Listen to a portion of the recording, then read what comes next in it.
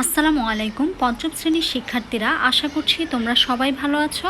মার্ঝান্স একাডেমিতে তোমাদের স্বাগতম।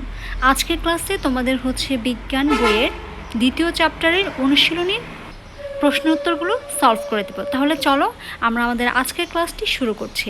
গত ক্লাসগুলো তোমরা যারা দেখোনি অবশ্যই প্লে লিস্টে গিয়ে ক্লাসগুলো দেখে আসবে। অনুশীলনীতে সঠিক উত্তর রয়েছে, আমরা হচ্ছে সেই সঠিক উত্তরগুলো একটু সলভ করে দিচ্ছি। ফার্স্ট কোশ্চেন দেখো, জীবজগতের সকল শক্তির উৎস কী? এটি হবে সূর্য। নিচের কোন উপাদানের জন্য উদ্ভিদ প্রাণীর উপর নির্ভরশীল? Carbon die oxide. খাদ্য শৃঙ্খলে উৎপাদক কোনটি? এটি হচ্ছে সবুজ উদ্ভিদ। আচ্ছা, নেক্সট হচ্ছে কিছু শূন্যস্থান পূরণ দেওয়া আছে। চলো আমরা এই শূন্যস্থান পূরণগুলো একটু সলভ করি। এখানে কিছু শব্দ দেওয়া আছে: পাখি, উৎপাদক, তৃণভোজী, মাছ, মৌমাছি। এখানে যে সঠিক ওয়ার্ডটা বসবে সেটাই হচ্ছে আমরা এখানে বসাবো।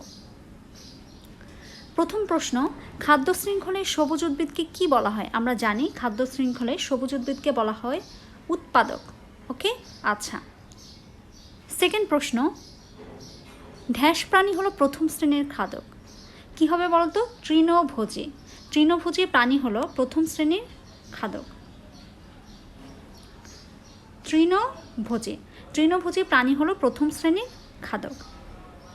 থার্ড প্রশ্ন, উদ্ভিদের বীজের বিস্তরণে সাহায্য করে পাখি। তাহলে দেখো, উদ্ভিদের বীজের বিস্তরণে সাহায্য করে পাখি। নেক্সট চলো আমরা চলে যাচ্ছি পরবর্তী প্রশ্নে। এখানে কিছু সংক্ষিপ্ত প্রশ্ন দেওয়া আছে এবং কিছু বর্ণনামূলক প্রশ্ন দেওয়া আছে। ফার্স্টে হচ্ছে আমরা সংক্ষিপ্ত প্রশ্নগুলো নিয়ে আলোচনা করব, তারপর বর্ণনামূলক প্রশ্ন নিয়ে। তো সংক্ষিপ্ত প্রশ্ন দেখো। ফার্স্ট কোশ্চেন, উদ্ভিদ কীভাবে জড়বস্তুর উপর নির্ভরশীল? অ্যান্সারটা দেখো, উদ্ভিদ জড়বস্তুর উপর নির্ভরশীল। তার কারণ কি? এগুলো হচ্ছে মাটি থেকে কি করে পানি এবং পুষ্টি উপাদান শোষণ করে নেয়। উদ্ভিদ শ্বাসকার্যের জন্য বায়ুর অক্সিজেন ব্যবহার করে। এছাড়াও উদ্ভিদ বায়ু থেকে কি করে কার্বন ডাইঅক্সাইড এবং সূর্য থেকে আলো গ্রহণ করে খাদ্য প্রস্তুত করে থাকে। এই জন্যই কিন্তু তারা মূলত জড়বস্তুর উপর নির্ভরশীল। নেক্সট প্রশ্ন, উদ্ভিদ বংশবৃদ্ধির জন্য প্রাণীর উপর কিভাবে নির্ভরশীল? উদ্ভিদ বংশবৃদ্ধির ক্ষেত্রে প্রাণীর সাহায্যে কি করে পরাগায়ন এবং বীজের বিস্তরণ ঘটায়। মৌমাছি, প্রজাপতি ইত্যাদি কি করে ফুলে গিয়ে পরাগরেণু ছড়িয়ে দেয় এবং অপরদিকে পাখিরা এসে সে ফল খেয়ে প্রকৃতিতে সেই বীজটা কি দেয়? ছড়িয়ে দেয়। ফলে উদ্ভিদের নতুন গাছ জন্ম এবং বংশবৃদ্ধি সম্ভব হয়। এই বিষয়ে আমরা অলরেডি হচ্ছে তোমাদের ক্লাসে আলোচনা করেছিলাম। থার্ড প্রশ্ন দেখো, নিকট পরিবেশে দেখা যায় এমন একটি খাদ্য শৃঙ্খলের প্রবাহচিত্র তৈরি করি। তোমার আশেপাশে যদি এরকম কোনো প্রবাহচিত্র তুমি দেখো, সেটাই হচ্ছে তৈরি করতে বলা হয়েছে। তাহলে চলো আমরা একটু দেখি। নিকট পরিবেশে দেখা যায় এমন একটা খাদ্য শৃঙ্খলের প্রবাহচিত্র। ফার্স্ট হচ্ছে সবুজ শ্যাওলা। সবুজ শ্যাওলা কে খাচ্ছে বলো তো? ছোট মাছ। ছোট মাছকে আবার কে খাচ্ছে? বড় মাছ। বড় মাছকে আবার কে খাচ্ছে বলো তো? মানুষ, যারা হচ্ছে সর্বস্তরের খাদক। বুঝতে পারছো? সবুজ শ্যাওলা হচ্ছে উৎপাদক, ছোট মাছ হচ্ছে প্রথম স্তরের খাদক, বড় মাছ হচ্ছে দ্বিতীয় স্তরের খাদক এবং মানুষ হচ্ছে সর্বোচ্চ স্তরের খাদক। নেক্সট আমরা চলে যাচ্ছি বর্ণনামূলক প্রশ্নে। বর্ণনামূলক প্রশ্নের প্রথম প্রশ্ন, উদ্ভিদের উপর মানুষ ও অন্যান্য প্রাণী কীভাবে নির্ভরশীল? আমরা প্রতিদিন যে খাবারগুলো খাই তার অধিকাংশই আমরা উদ্ভিদ থেকে পেয়ে থাকি।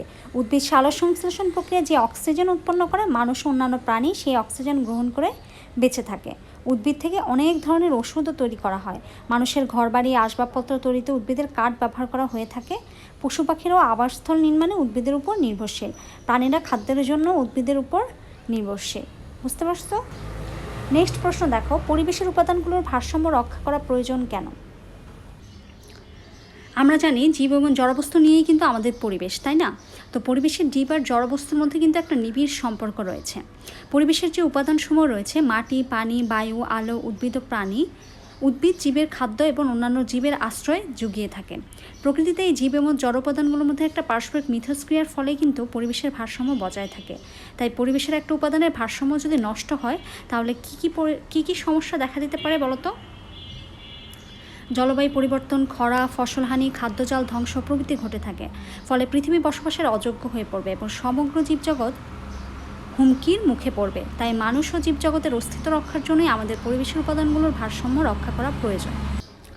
প্রাণী ও উদ্ভিদের পারস্পরিক নির্ভরতার আলোকে জীবজগতের শক্তির প্রভাব বর্ণনা করি। একটু খেয়াল করো, পৃথিবীর সকল শক্তির মূল উৎস হচ্ছে সূর্য, আর এই সূর্যের আলোই সবুজ উদ্ভিদের বা উৎপাদকের দেহে সালোকসংশ্লেষণের মাধ্যমে রাসায়নিক শক্তি হিসেবে আবদ্ধ বা জমা হয়। উৎপাদক বা সবুজ উদ্ভিদ এই শক্তি খাদ্য হিসেবে গ্রহণ করে থাকে। প্রথম স্তরের খাদক যখন সবুজ উদ্ভিদকে খাদ্য হিসেবে গ্রহণ করে, তখন এই শক্তি প্রথম স্তরের খাদকে প্রবাহিত হয়। তারপর পর্যায়ক্রমে প্রথম স্তরের খাদক থেকে দ্বিতীয়, তারপর হচ্ছে তৃতীয় এবং সর্বোচ্চ স্তরের খাদকে গিয়ে পৌঁছায়। এভাবেই কিন্তু শক্তির প্রবাহটা চলতে থাকে। আর খাদ্য স্তরের যে শক্তির প্রবাহ সেটা কি বলতো, সেটা হচ্ছে একমুখী। সো এই হচ্ছে তোমাদের পুরো চ্যাপ্টারটা। তো আশা করি তোমরা পুরো চ্যাপ্টারটা হচ্ছে খুব ক্লিয়ারলি বুঝতে পেরেছো। আজকের ক্লাসটি এ পর্যন্তই। ভিডিওটি ভালো লাগলে অবশ্যই লাইক, কমেন্ট, শেয়ার করবে এবং নিয়মিত আপডেট পেতে চ্যানেলটি সাবস্ক্রাইব করে রাখবে।